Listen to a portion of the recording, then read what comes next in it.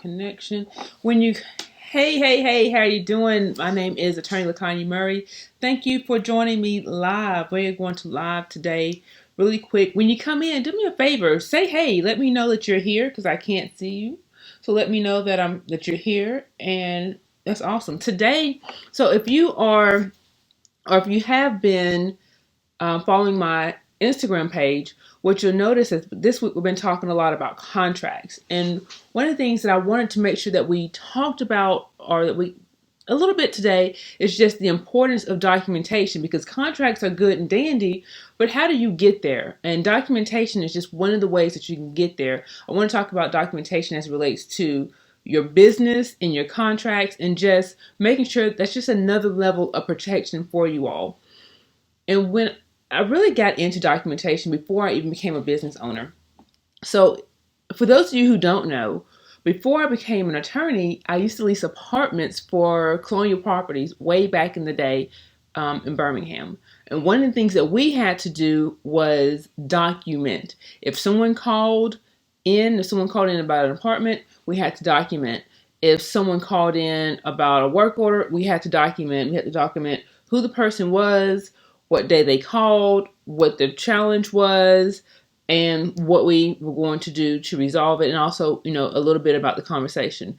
Just so when the next person came up, they would be able to just pick up where we left off. That person wouldn't have to talk to us in order to get results. When I started my practice, that was one of the main things that I carried over from that, is that we need to document. Documentation is so important in business for that exact same reason. When you're dealing with leads, right? Let's say someone contacts your office today, but they don't hire you for like another 3 or 4 months. You want to be able to not rely on your brain, right? Because, we got a thing, we say if we didn't write it, it didn't happen. If we didn't write it down, it didn't happen. And if I don't write it down, it won't happen. So that means that when we talk to someone that we talked to like 4 months ago, we should just be able to pull up the notes and know everything about that person, their business, why they called us the first time, what was told to them. Because a lot of times our memories fail us. So someone might remember, hey, you quoted me this price. Well, you can look at your notes and say, I did quote them that price, but it was only good until X, Y, and Z. So you'll be able to refer back to notes and say, oh, yes, I remember that conversation, but don't you recall? And now you have your notes to help you with that. And that's when you're dealing with clients.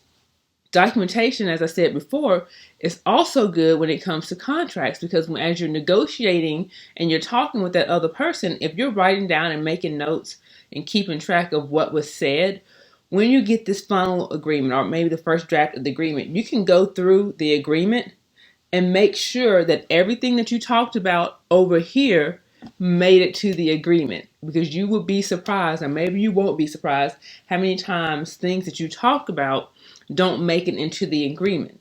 And it's really important that you do that beforehand, because once the agreement is signed, now you cannot rely on what you talked about before. Those are not the promises. This is what you agreed. The contract is what you agreed to.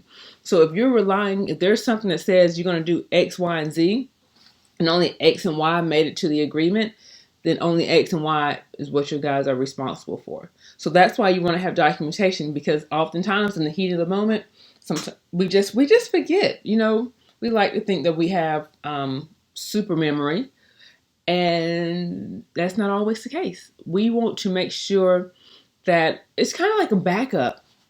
It's kind of like a backup for your computer, right? You don't have all your information just on your computer's hard drive, do you? I hope you don't. You also have it backed up somewhere. You have it backed up in the cloud. You have it backed up on an external disk. And that's what documentation is. It is a backup. So now, again, you can always refer to it when you need to make sure that everything as we said it was. So that's the importance of documentation. It helps us with the accuracy.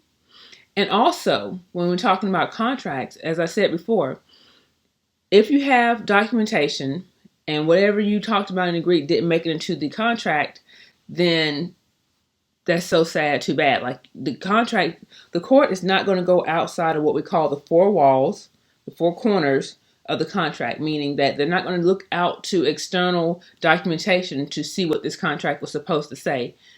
It has to be in the contract, which is, again, why you go over your documentation as you're reviewing the contract.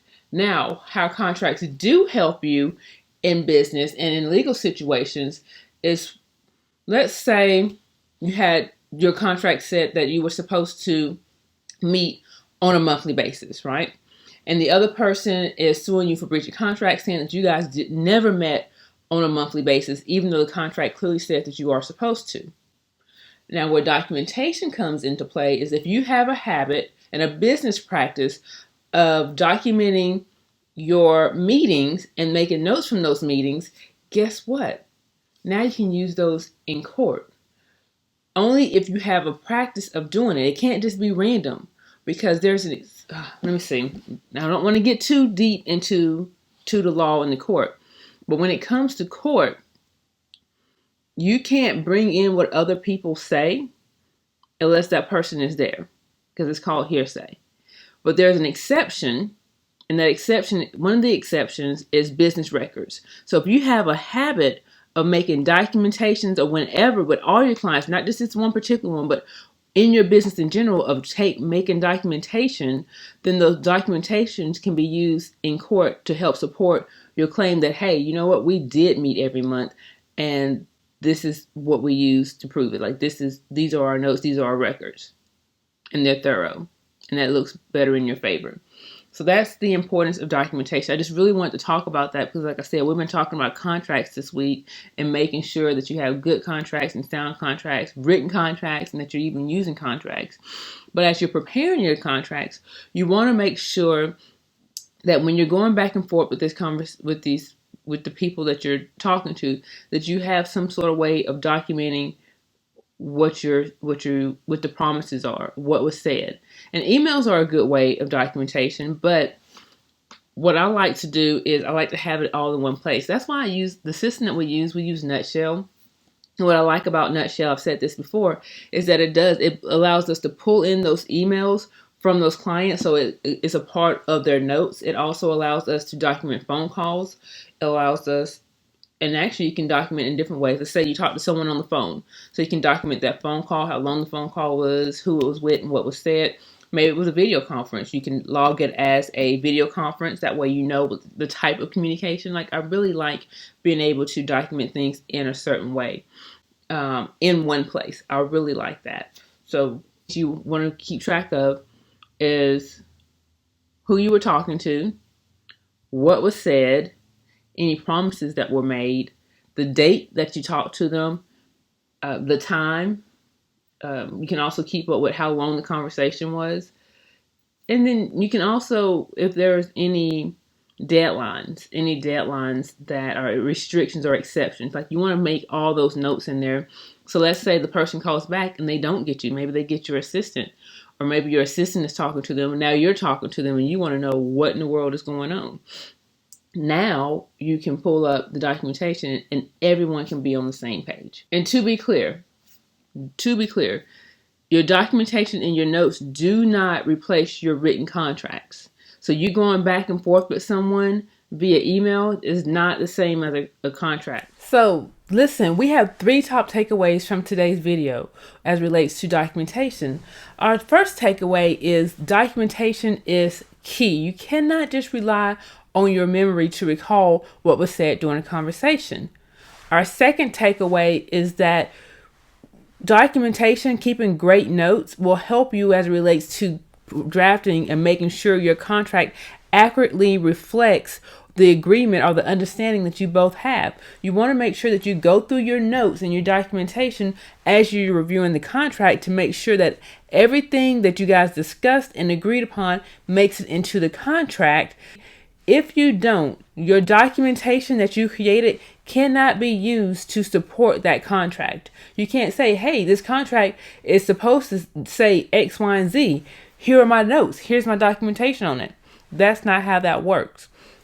And point number 3 is that if you take great notes, if you make documentation a part of your business systems and processes, if there ever came a time where you needed to support something that was in the note in court, you will be able to, because business records are an exception to the hearsay rule. Again, it will not replace the contract, but if you have documentation that shows where you actually did what was said you were supposed to do according to the contract, maybe you were supposed to meet monthly or something of that nature, and you have documentation showing where you talked to somebody on such and such date at such and such time for such and such amount of time, and this is what was said, and you make that a business practice or system, not just this one time, then that will go a long way in supporting your cause. Okay, so do me a favor.